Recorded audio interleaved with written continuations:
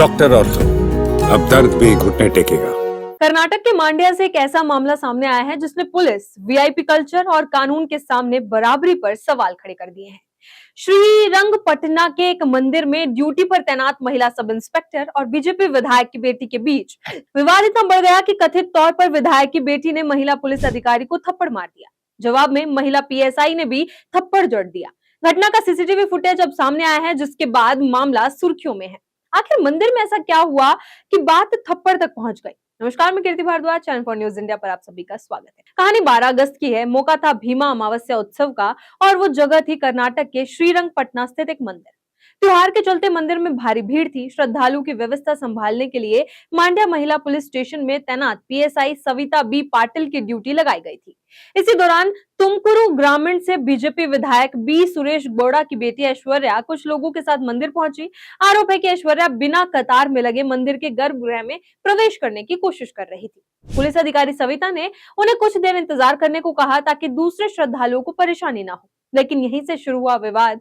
Police की शिकायत के मुताबिक खुद को विधायक की बेटी बताते हुए ऐश्वर्या ने सवाल किया कि उन्हें क्यों रोका जा रहा है। बातचीत धीरे धीरे बहस में बदल गई। मंदिर परिसर में मौजूद लोगों के सामने दोनों के बीच तीखी नोकझोंक होने लगी। अब सामने आया सीसीटीवी फुटेज इस पूरे घटनाक्रम को और गंभीर बना रहा है। फुटेज में दोनों के बीच बहस होती दिखाई दे रही है। ऐश्वर्या फोन पर किसी से संपर्क करने की कोशिश करती नजर आती है। इसके बाद पुलिस शिकायत के मुताबिक उन्होंने महिला पीएसआई को कथित तौर पर थप्पड़ मार दिया और फिर महिला पुलिस अधिकारी ने भी जवाबी थप्पड़ जड़ दिया। कुछ ही सेकंड में मंदिर का माहौल गर्मा गया। मौके पर मौजूद लोगों ने बीच बचाव किया और दोनों को अलग किया, लेकिन विवाद यहीं खत्म नहीं हुआ। महिला पीएसआई सविता बी पाटिल ने पुलिस में शिकायत दर्ज करवाई। शिकायत के आधार पर ऐश्वर्या के खिलाफ भारतीय न्याय संहिता यानी बीएनएस की संबंधित धाराओं के तहत एफआईआर दर्ज की गई। उन पर लोक सेवक का हमला, मामूली चोट पहुंचाने, जानबूझकर अपमान करने और आपराधिक धमकी देने जैसे आरोप लगाए गए। एफआईआर में बीएनएस की धाराएं 132, 115(2), 352 और 351(2) शामिल है। यानी मंदिर के लाइन से शुरू हुआ विवाद अब कानूनी कार्रवाई तक पहुंच चुका है। लेकिन कहानी का दूसरा पक्ष भी है। ऐश्वर्या ने भी पुलिस अधिकारी के खिलाफ जवाबी शिकायत दर्ज करवाई है। उनकी शिकायत में पुलिस अधिकारी पर दुर्व्यवहार का आरोप लगाया गया है। पुलिस का कहना है कि इस जवाबी शिकायत में लगाए गए आरोपों की भी जांच की जा रही है। यानी फिलहाल दोनों पक्षों के अपने अपने दावे हैं और पुलिस पूरे मामले की जांच कर रही है। लेकिन इस विवाद ने एक बड़ा सवाल जरूर खड़ा कर दिया है। क्या मंदिर में वीआईपी होने के नाम पर अलग व्यवस्था होनी चाहिए या फिर भगवान के दरबार में हर श्रद्धालु के लिए एक ही नियम होना चाहिए? विवाद सामने आने के बाद बीजेपी विधायक बी सुरेश गौड़ा ने अपनी बेटी की ओर से माफी मांगी है। विधायक ने कहा कि अगर उनकी बेटी से गलती हुई है तो उसके खिलाफ कानून के मुताबिक कार्रवाई होनी चाहिए।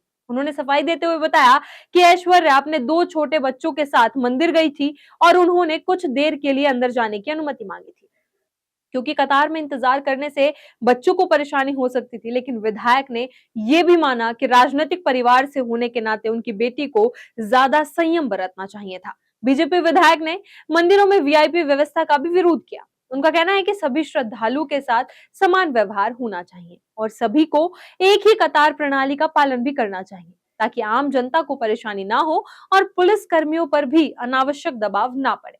यानी जिस वीआईपी सुविधा की मांग से विवाद शुरू हुआ था, अब उसी पर विधायक खुद सवाल उठा रहे हैं। श्रीरंगपटना मंदिर का ये मामला अब सिर्फ एक थप्पड़ या 2 लोगों के बीच हुए विवाद तक सीमित नहीं है। इसने वीआईपी कल्चर, पुलिस के सम्मान और कानून के सामने बराबरी जैसे सवाल खड़े कर दिए हैं। एक तरफ पुलिस अधिकारी की शिकायत पर एफआईआर दर्ज हो चुकी है, दूसरी तरफ विधायक की बेटी की जवाबी शिकायत की भी जांच कर रही है। अब जांच से यह साफ होगा कि मंदिर परिसर में वास्तव में क्या हुआ था और किसकी गलती कितनी थी। लेकिन इस पूरे घटनाक्रम का सबसे बड़ा संदेश शायद यही है, मंदिर के लाइन में पहचान बड़ी है या नियम? और अगर नियम सबके लिए बराबर है तो फिर वीआईपी एंट्री का सवाल आखिर उठता ही क्यों है? फिलहाल पुलिस जांच कर रही है और दोनों पक्षों की शिकायतों पर कार्रवाई जारी है। लेकिन सीसीटीवी सामने आने के बाद इस मामले ने कर्नाटक की सियासत से लेकर वीआईपी कल्चर तक कई सवालों को फिर चर्चा में ला दिया है। इसी तरह खबरों के लिए बने रहे चैनल फॉर न्यूज इंडिया के साथ। डॉक्टर ऑर्थो, अब दर्द भी घुटने टेकेगा।